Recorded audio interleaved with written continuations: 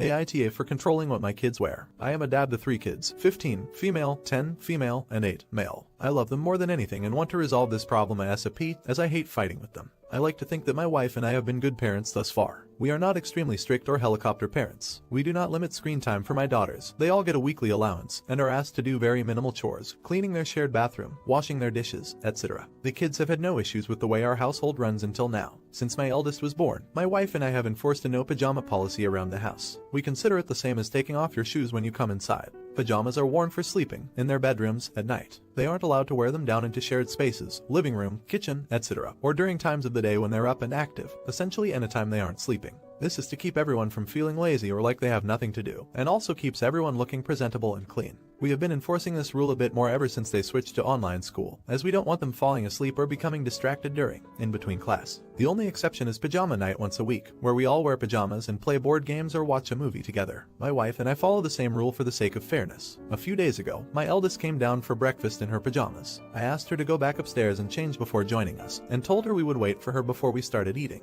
She refused, so I told her that she could either change out of her pajamas or go back to bed, as pajamas are for sleeping only. It ended in an argument between her, my wife, and I. She said the rule is unfair and ridiculous, and that we aren't allowed to control what she wears. She also claimed that she was uncomfortable in everything else because it was all too formal for breakfast. I told her I don't care what she changes into, so long as they aren't pajamas. She could wear sweatpants if she'd like, but the expectation we set in our house is that pajamas are for sleeping only. I also pointed out that we don't control what she wears out of the house, no pajamas, obviously, and within reason as they are still young. She stormed off to her room and won't speak to me or my wife. I am wondering if we are the idiot in this situation, as we are, to some degree, policing what our children wear around the house. But I also feel that it isn't a huge demand to make, especially since my wife and I also follow it, and generally don't ask much else of the kids. Edit. The rule does not apply when the kids go to their friends' houses, and we are more relaxed about it when they bring friends over to our house, though the rule isn't dropped completely. Edit 2. Yes, holidays are also an exception, including birthdays and days where one of the kids has something special to celebrate, an award, a good grade, etc. Thank you to the user who asked, reminded me. Also, I consider pajamas to be whatever you slept in.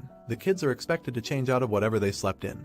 But if that means changing into lounge, leisure wear, or even a clean pair of pajamas, that's fine. Update. My daughter and I got back from the doctor a few hours ago, so I thought I'd update everyone, as my last post got a pretty large response. I'm a good dad, that's something I'm sure of. I love my kids, I try very hard to be a good parent, and I know I've done that. A few people commented on my post saying I was ruining my kids' lives, etc., which is not true in the slightest. That being said, I was somewhat wrong about the pajamas. As some people mentioned, changing out of pajamas acts as a reset for them and helps them acknowledge that they're starting their day. This is why my wife and I started the rule in the first place. But obviously things change over time. Shortly after getting my idiot title, I went to talk things out with my daughter, intending on figuring out a way to change the pajama policy so that we were all happy with it. I re-explained the reasoning behind the rule, shifting mindsets in the morning, and she ended up crying and told me that changing her mindset didn't matter because she can't stop falling asleep anyway. I asked her what she meant, and she explained that she's been falling asleep multiple times a day, even when she's changed out of her pajamas. My wife is close friends with a somnologist, so we set up an appointment and he spoke with my daughter. He recommended that she go for a polysomnography and MSLT sleep tests. And it turns out, she has narcolepsy. We're currently discussing treatment options with her doctors to see how we can help her, but it's a big relief for her to know that there's a reason behind why she's been struggling with sleep. As for the pajamas, we sat down as a family and discussed it together. We all decided we want to keep the rule, but reworked it so the kids can eat breakfast in their pajamas, as long as they're changed and starting online school on time.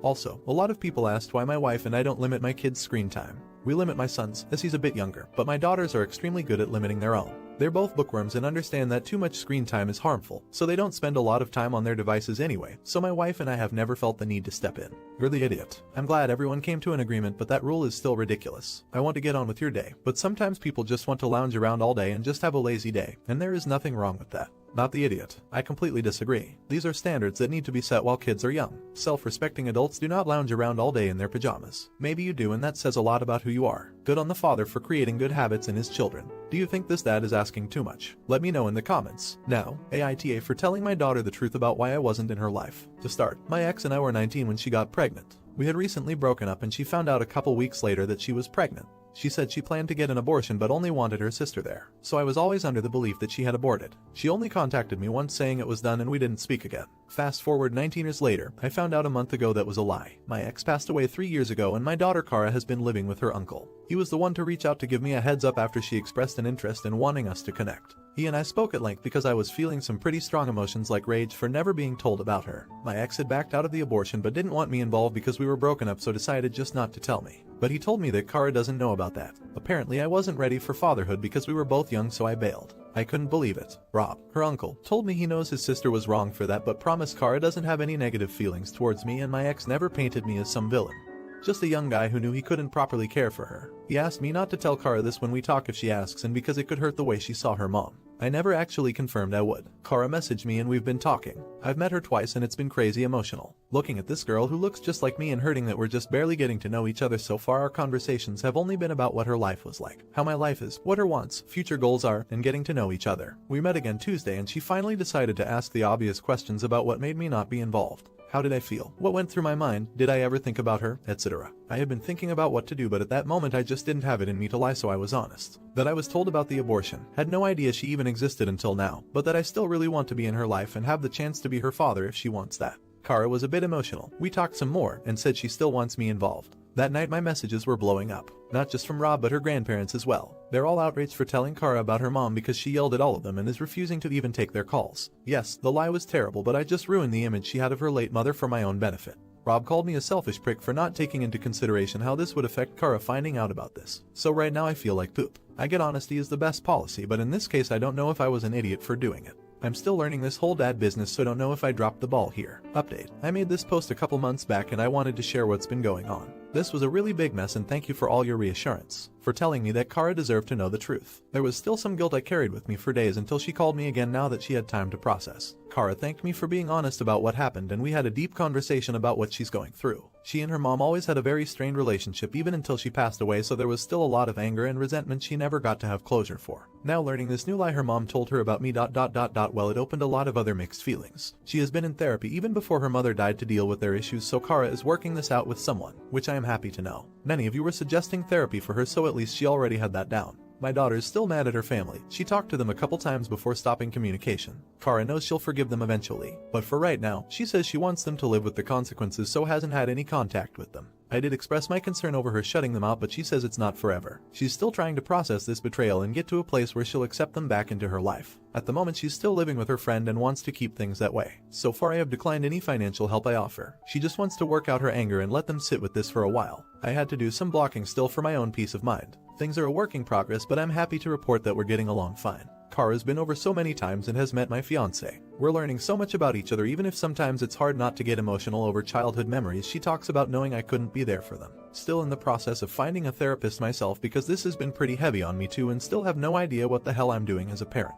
Thanks for your words of encouragement and all the advice from fellow parents. I kept getting asked for an update on this, so sorry it took me a while to remember to post something. Not the idiot. Kara was owed the truth about what happened. Her mother's family is only upset that they got caught out in participating in a damaging, hurtful lie. They don't care about how Kara feels about her mother, but only that she knows they willingly lied to her. You are a good dad to build the relationship slowly and let it be based on honesty. If you had lied and Kara found out, she would have huge issues with trusting anyone again. Not the idiot. Thank you so much for the update. You did do the right thing by stopping the generational lies Kara was living with. Her mom and that family did betray her and you. Kara sounds like she is doing the right thing for now and working through all this, as are you. I wish you both much luck. It's good you found each other. Should he have told her the truth? Let me know in the comments. Nows, UntiA for ruining my brother and his wife's pregnancy news with the news of my recent diagnosis. Bit of backstory. My brother and I are very close. His wife and I not so much. We've had our fair share of tension. Anyway, I feel sick in the middle of May, but held off getting checked out because of COVID and safety reasons. Eventually, when June started, I decided to go check it out. Turns out it was stage 2 breast cancer. I decided to tell my family 2 days ago since lockdown laws have been lifted. So I invited everyone over, and when I told my brother and his wife, he said okay, that's fine because he has news to share too. So our family gathered and my brother decided to go first. He did ask me, and he announced that his wife is 4 months pregnant.